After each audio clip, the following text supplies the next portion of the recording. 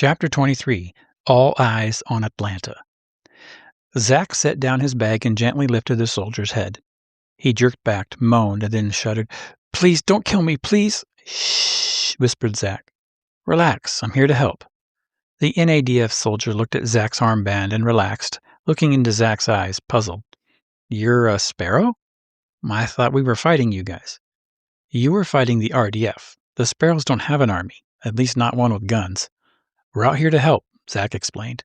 But I'm an NADF soldier. I'm the enemy."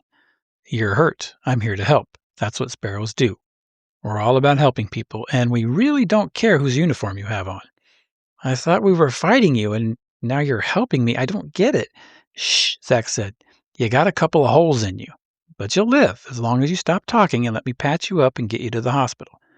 "Yeah, sorry," the soldier grunted. "Thank you, sir." "My name is Zack."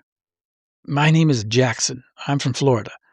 I'm from this region, but I was fighting for the NADF. I'm wondering if I was on the right side." "Well, you're on the right side of life now. That's what's important." Are you Zack Nolan?" "As a matter of fact, yes, I am. Do I know you?" Zack asked. "No, I don't think so. You're one of our senators. I voted for you."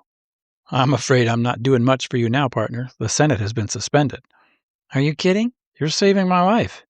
"So if I run for re-election, will I get your vote again?" Zack laughed as he tightened the bandage. The soldier laughed and grunted at the same time. "You can count on it, Senator." Here are some insights. For context, in Chapter 23, the NADF comes for the Gulf States of America, and it's called All Eyes Are on Atlanta because Atlanta is the capital of the Gulf States of America region. So the NADF comes back, and of course they come back with a lot more firepower, and there is a struggle. There's a good battle, but they overwhelm the Gulf States of America Regional Defense Forces because it's kind of like the U.S. military fighting the National Guard, so they are more powerful. They do eventually fall, and so the governor and the legislature, they're evacuated, they go underground, and President Connor installs this Patriot Administration, this interim governor and his administration that are loyal to him. And we see again the Sparrows are not fighting, but they do deploy a quote-unquote army of medical help. And in this scene, Zack Nolan, who was the senator from the Gulf States region, he is helping a soldier, and he explains to him, "Hey, Sparrows are not about fighting. We're here about helping people, and we don't really care what uniform you have on."